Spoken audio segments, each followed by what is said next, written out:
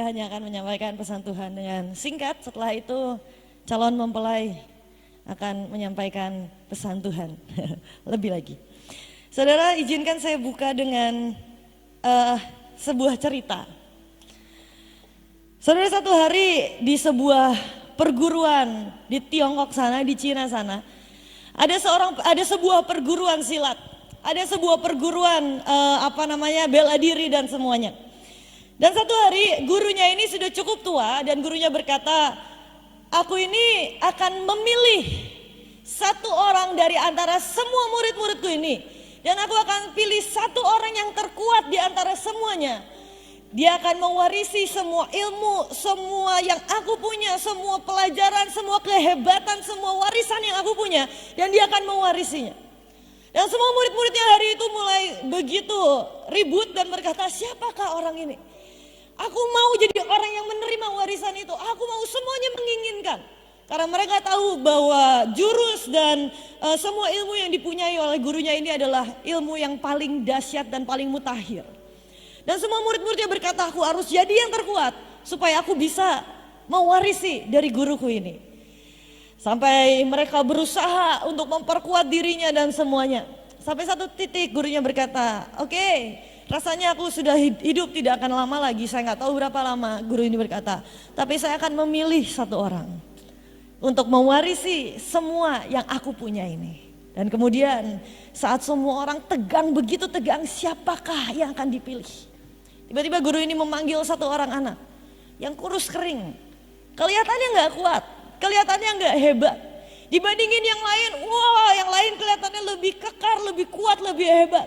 Tiba-tiba guru ini panggil, sebut saja namanya, kita sensor namanya siapa ya, karena di Cina sana namanya Xie Xie. Sebut saja namanya Xie Xie. Dan kemudian Xie Xie ini dipanggil, Xie Xie kamu datang ke sini. Xie Xie ini berkata, iya guru.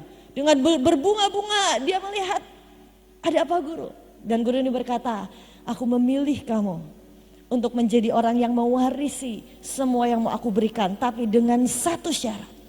Dan kemudian dengan mata berbinar-binar berkata, ya guru, apa yang aku harus lakukan? Guru ini berkata, dengan satu syarat. Kamu setiap pagi jam 5 pagi kamu lihat di atas gunung sana ada batu yang sangat besar. Cece bilang, ya guru saya tahu. Setiap pagi jam 5 pagi naik ke atas gunung. Naik ke atas gunung itu dan dorong batu itu. Setiap pagi lakukan itu dengan setia dan dengan konsisten. Dengan sekuat tenaga kamu dorong batu itu dan dorong batu itu. Setiap pagi ulang itu lagi dan ulang itu lagi. Dengan bingung Syesha ini berkata, kenapa aku harus lakukan itu? Tapi demi mewarisi yang gurunya ini mau berikan, maka dia lakukan itu. Besok paginya, jam 5 pagi, setengah 5 dia sudah bangun.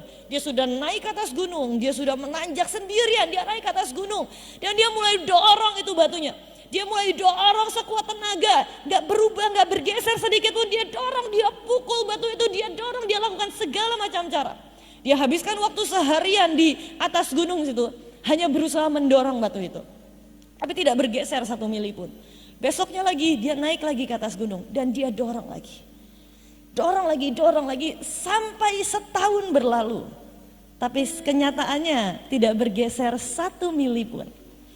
Dan kemudian Syesha ini mulai berkata, dia mulai merasa gagal dengan dirinya.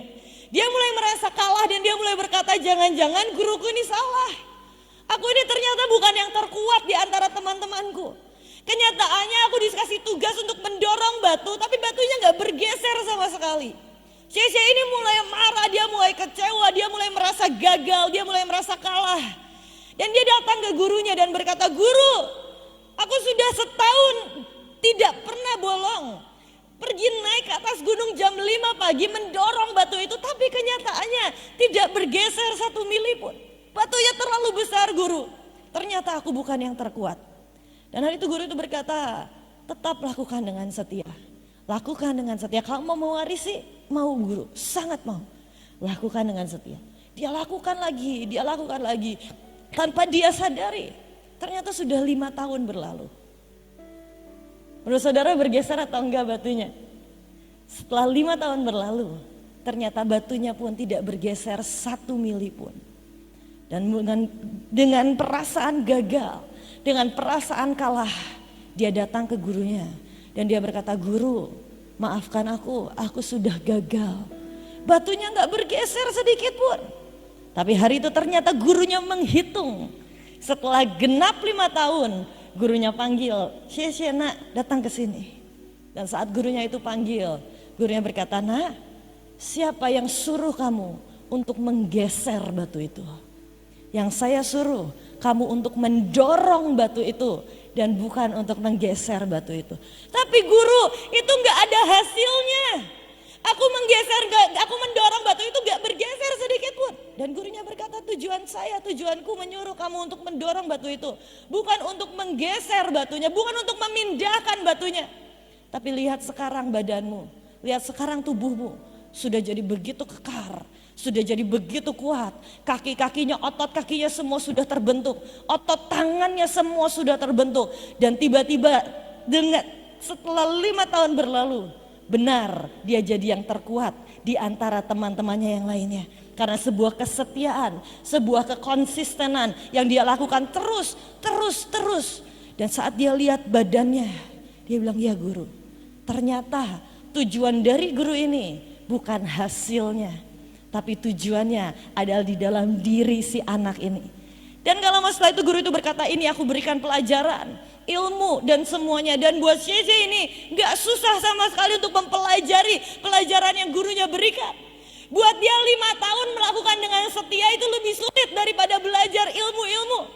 Karena saat dia belajar semua ilmu silat dan semuanya, tubuhnya sudah jadi begitu kuat. Tubuhnya sudah siap untuk menerima semua warisan, semua pelajaran, semua ilmu-ilmu yang gurunya mau berikan. Tapi saudara, saat saya mendengar cerita ini, seringkali itu sama dengan hidup kita. Saat kita berpikir, "Tuhan, aku udah berdoa untuk keluargaku tapi gak ada hasilnya. Aku udah berdoa untuk ekonomiku tapi mana gak ada hasilnya."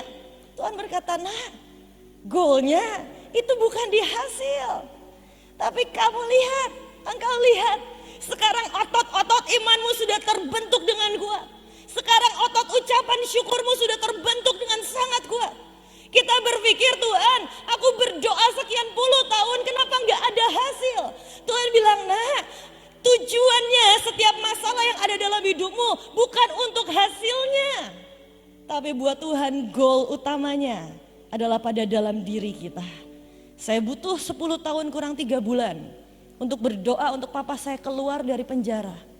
Saya pikir, Tuhan, di tahun kelima, di tahun keenam, saya terus berdoa dan bilang, "Tuhan, aku ini udah berdoa, aku udah coba dorong batu itu. Tapi gak bergeser sedikit pun, gak ada sedikit pun indikasi papa saya akan keluar dari penjara." Tapi di situ Tuhan berkata, "Nah, goalnya itu bukan supaya papa kamu keluar dari penjara. Tapi goalnya adalah supaya otot imanmu jadi sangat kuat. Otot ucapan syukurmu jadi sangat kuat. Otot percayamu dengan Tuhan jadi begitu kuat. Sampai satu titik Tuhan berkata genap. Dan Tuhan keluarkan papa saya dari penjara." Kadang-kadang ada anak-anak mungkin yang butuh 13 tahun untuk keluarganya dipulihkan. Ada yang butuh mungkin 18 tahun untuk sekedar anaknya kembali kepadanya. Tapi seringkali yang Tuhan mau sebenarnya bukan hasilnya, tapi otot-otot iman kita, otot rohani kita, itulah yang diperkuat sama Tuhan.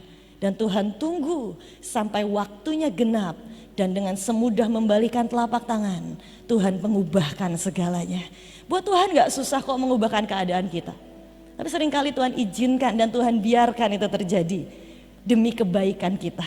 Untuk melatih setiap otot-otot rohani kita. Untuk melatih setiap otot iman, otot percaya, otot kesetiaan, otot cinta kita. Saat kita harus lihat mungkin papa kita, anak kita semuanya seakan-akan menyakiti hati kita.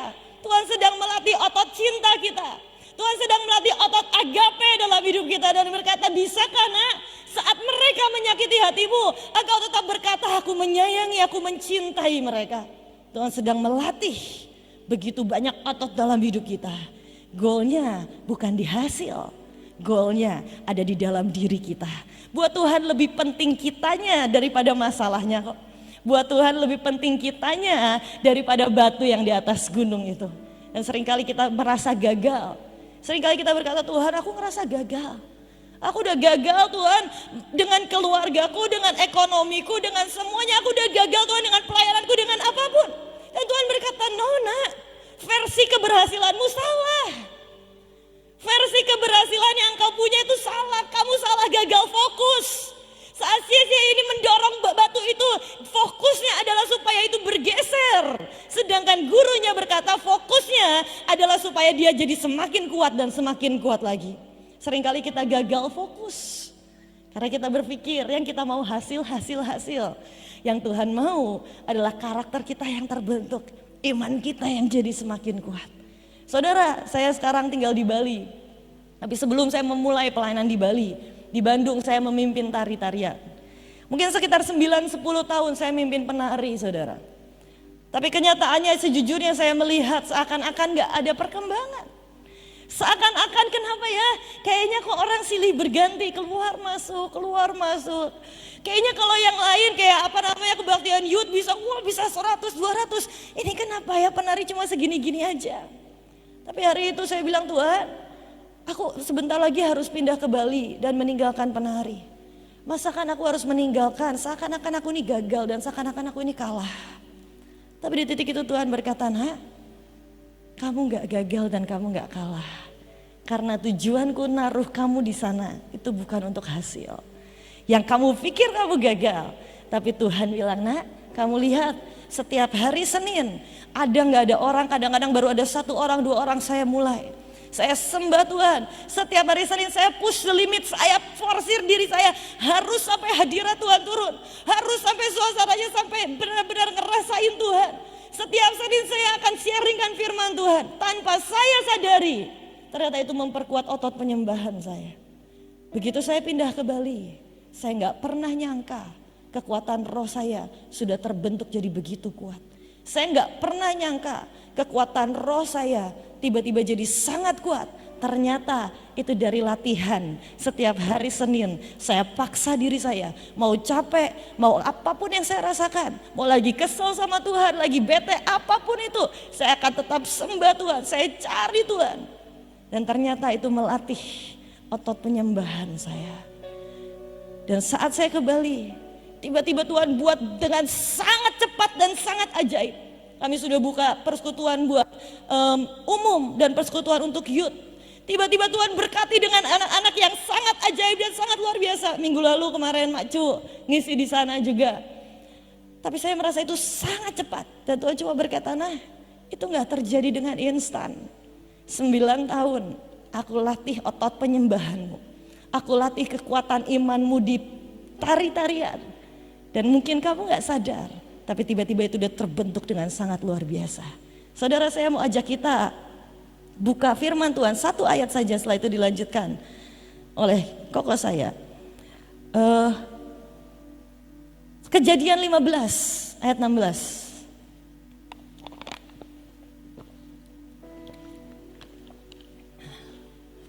Tetapi keturunan yang keempat akan kembali ke sini. Sebab sebelum itu kedurjanaan orang Amori itu belum genap.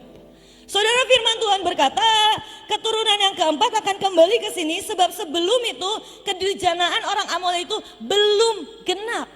Saudara, seringkali Tuhan itu bekerja sesuai dengan yang namanya kegenapan. Seringkali Tuhan itu bekerja menunggu pada kegenapan. Setelah genap usia Abraham sekian. Setelah genap Yesus berusia sekian. Setelah genap Yesus 40 hari di padang gurun. Setelah genap Tuhan bekerja berdasarkan yang namanya kegenapan. Kita pengennya yang instan. Tuhan, aku berdoa 10 kali engkau jawab ya. Aku berdoa 5 kali engkau jawab ya. Tapi Tuhan menunggu yang namanya kegenapan. Baik itu yang positif maupun yang negatif. Dan hari itu firman Tuhan berkata, Tuhan gak bisa bergerak, Tuhan gak bisa bekerja, Tuhan gak bisa melakukan semuanya sebelum kegenapan. Karena sebelum itu kedurjanaan orang Amori itu belum genap. Tuhan tunggu. Ini yang negatif, saudara. Tapi untuk yang positif juga, Tuhan tunggu sampai doa kita genap. Tuhan tunggu sampai kekuatan kita genap. Tuhan tunggu sampai iman kita genap. Tuhan tunggu sedemikian rupa, dan Tuhan itu Tuhan yang sabar, percayalah. Kita pikir Tuhan itu gak sabaran kayak kita, kitanya gak sabaran, Tuhan sabar. Mau 10 tahun, 15 tahun ditungguin sama Tuhan, sampai genap. Abraham aja 90 sekian tahun ditungguin sama Tuhan, sampai genap. Baru Tuhan berkata, it's now time. Ini saatnya aku kembalikan dan pembalikan keadaan terjadi. Tapi sekali lagi Tuhan tunggu kegenapan. Seperti hari itu gurunya berkata, aku tunggu sampai 5 tahun. Begitu semuanya sudah terbentuk dengan sangat kuat, inilah saatnya. Seringkali kita begitu letih di tengah jalan. Saudara, jangan jadi letih. Kita gak pernah tahu kapan kegenapannya. Kita gak pernah tahu kapan kegenapan untuk kita, untuk saya, untuk saudara. Setiap kita punya kegenapan yang berbeda-beda dalam setiap aspek hidupmu. Tapi mari terus kerjakan, fokus kita adalah terus doa, terus lakukan yang Tuhan mau, terus lakukan apapun yang Tuhan mau. Karena percayalah, Dia tahu yang terbaik dan Dia sedang menyiapkan semua yang terbaik buat setiap kita, amin. Dan sampai kita bisa berkata, Bapa surgawi, ajarku mengerti betapa dalamnya kasih-Mu. Sampai kita benar-benar kenal kasih-Nya Tuhan. Bapa surgawi, buatku mengerti betapa kasih-Mu, kasih-Mu padaku. Semua yang terjadi, semua yang terjadi di dalam hidupku. Saat kita pikir kita udah kalah, saat kita pikir kita udah gagal, Tuhan berkata, enggak nak, aku sedang melatih otot imanmu, aku sedang melatih otot-otot penyembahanmu, aku sedang melatih kesetiaanmu. Saat kita pikir kita udah jatuh, saat kita pikir kita udah gak ada harapan, tapi ternyata Tuhan sedang merancangkan yang sangat indah. Semua yang terjadi di dalam hidupku. Mungkin beberapa ada yang berkata, El, tapi aku udah gagal sama keluargaku, aku udah gagal sama pelayananku, aku udah gagal di pernikahanku.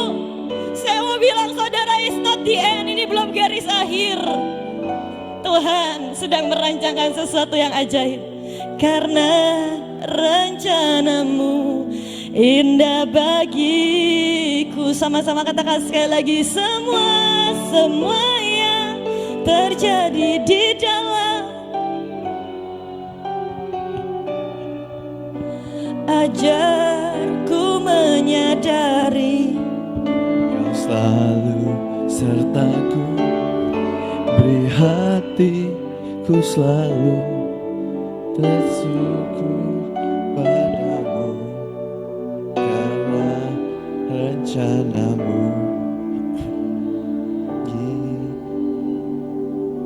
Shalom saudara. Wah, saya harus menyelesaikan, izinkan saya sharing dengan sangat singkat, 3 menit saudara. Saya dikasih waktu 10 menit, adik saya 10 menit, saya 10 menit. Dan sekarang kurang 3 menit waktu saya saudara ya. Saya mau sharing dengan singkat saudara. Di tahun 2022 ini Tuhan akan mencurahkan semua yang dahsyat, semua yang ilahi. Kita akan masuki masa kemuliaan, kita akan masuki masa kemenangan, kita akan masuki masa mujizat. Kita akan melihat bagaimana Tuhan beracara sangat dahsyat dalam hidup kita. Saudara, di tahun 2022 ini kita akan melihat lawatan demi lawatan. Tapi Tuhan juga akan mencurahkan the glory of the latter house, asalkan kita percaya. Tapi saudara, di tahun 2022 ini ada satu kerinduan Tuhan. Di tahun 2022 ini di Mazmur 91 kita akan mengalaminya, kita akan menginjak anak singa dan kita akan menginjak ulang raga. Kita akan diluputkan dari segala bencana. Kita akan masuki dari bayang-bayang El Shaddai.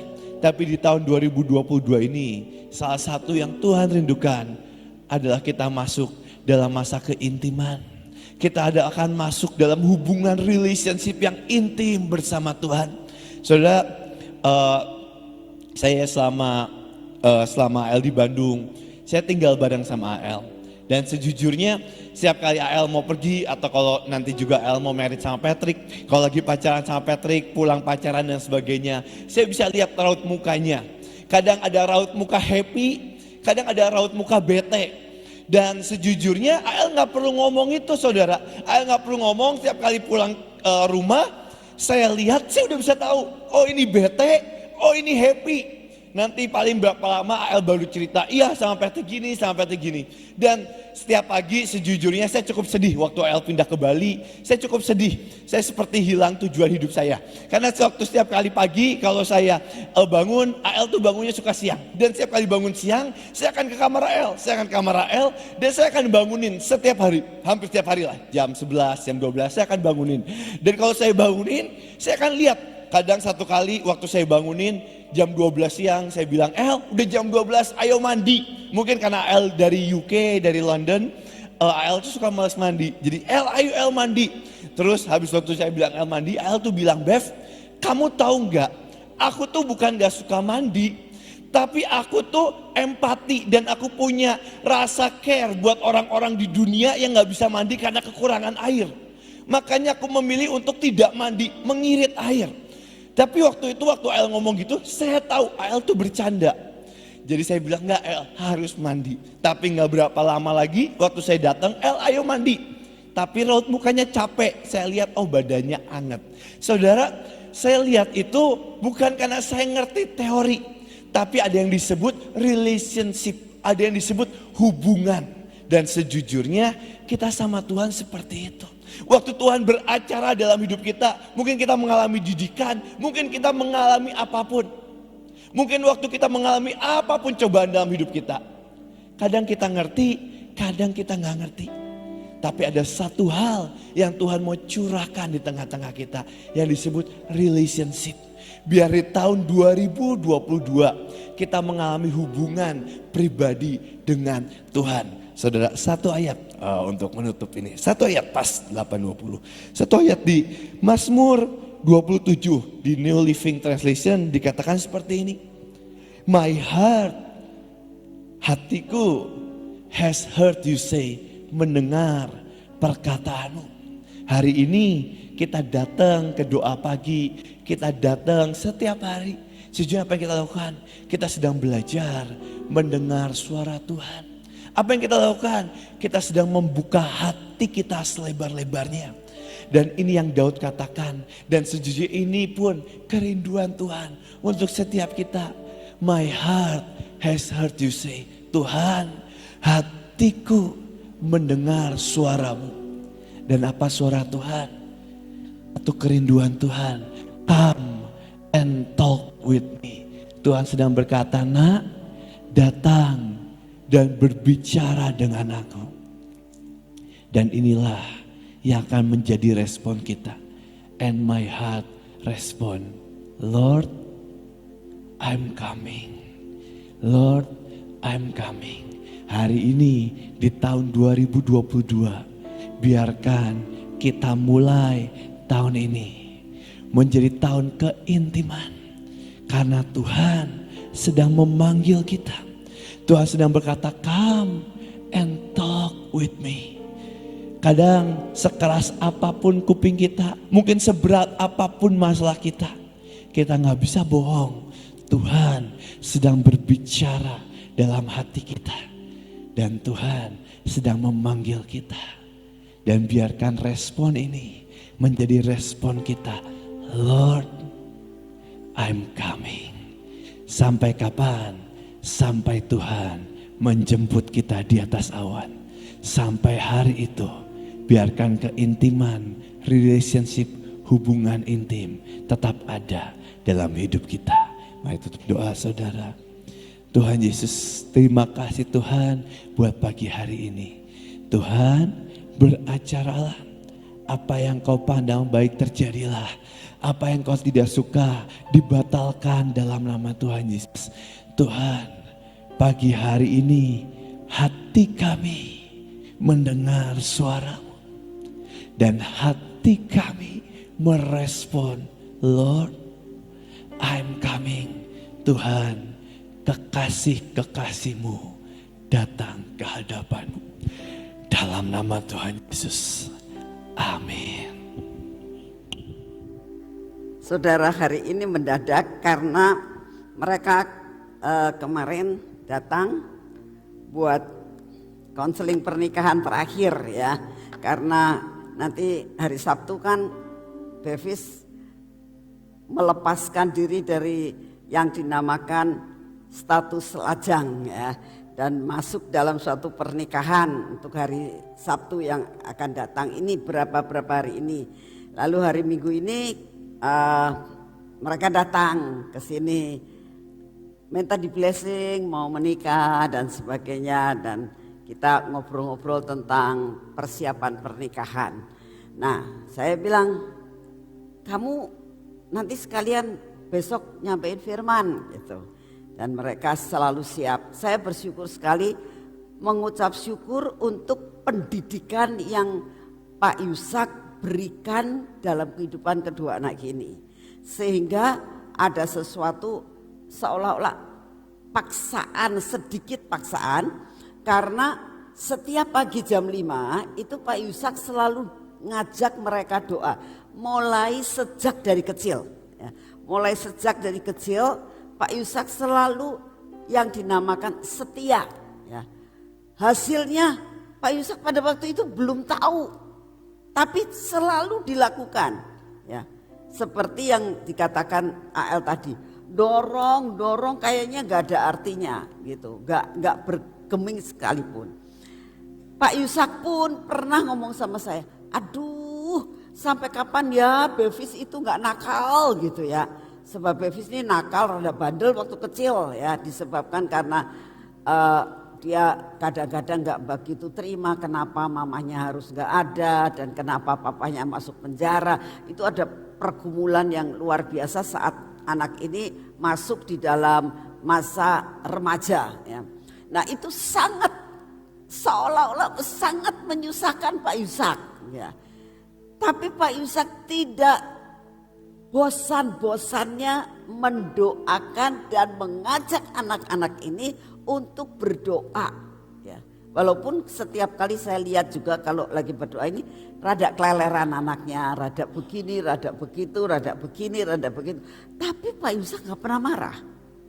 Terus dididik, sedikit dipaksa ya untuk ikut doa pagi jam 5. Belum bangun dibangunin ya. Walaupun kemungkinan sering juga mereka kalau sudah doa ya belum pol doanya sudah ngantuk-ngantuk.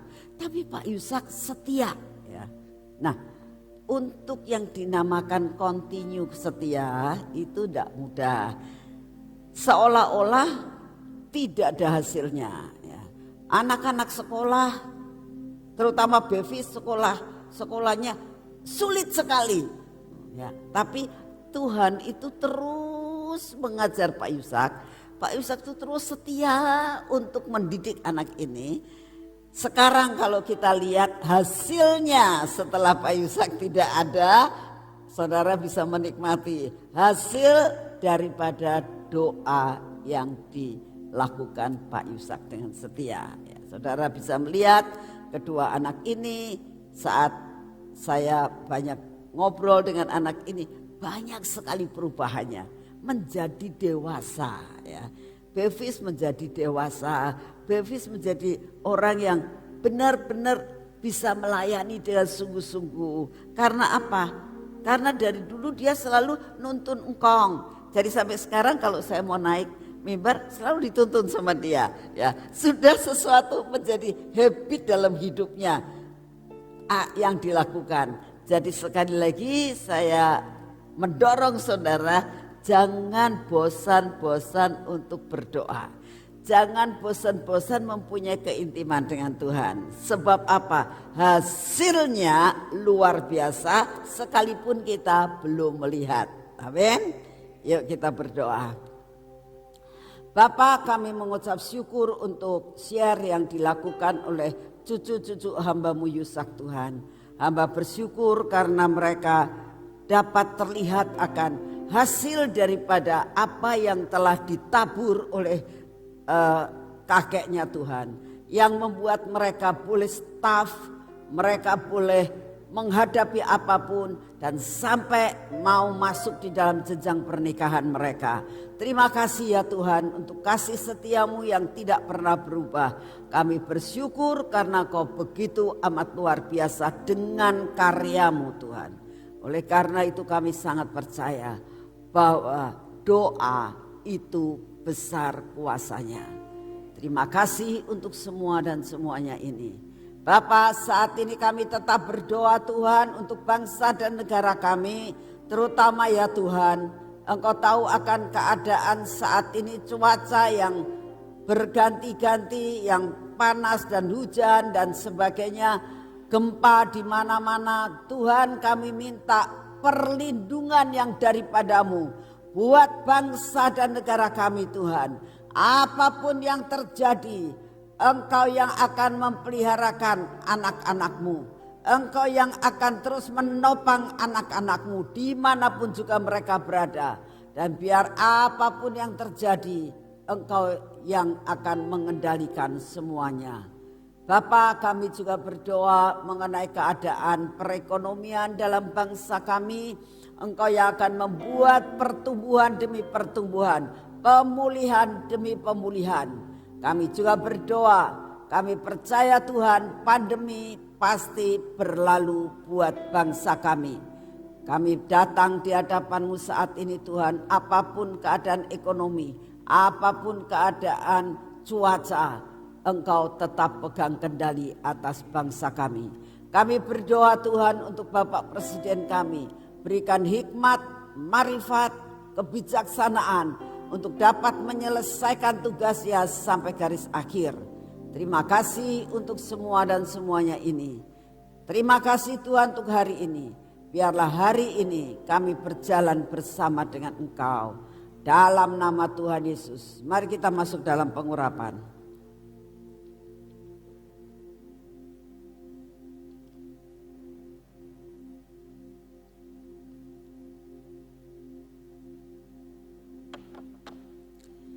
Dalam nama Tuhan Yesus, biarlah pengurapan yang berasal dari atas memasuki akan hidup kami dan memasuki akan mata kami, memasuki akan telinga kami dan bibir mulut kami, serta hati kami dicengkeram dengan kuasa Roh Kudus, dan semua ketegar tengkukan kami dipatahkan, buat kami menjadi anak yang menurut, menjadi suatu bencana yang mudah dibentuk. Biarlah tangan kami ini Tuhan adalah tangan yang diberkati. Apapun yang kami kerjakan bersama dengan Engkau, kami pasti berhasil. Semua yang tertutup akan terbuka. Semua yang sukar menjadi mudah.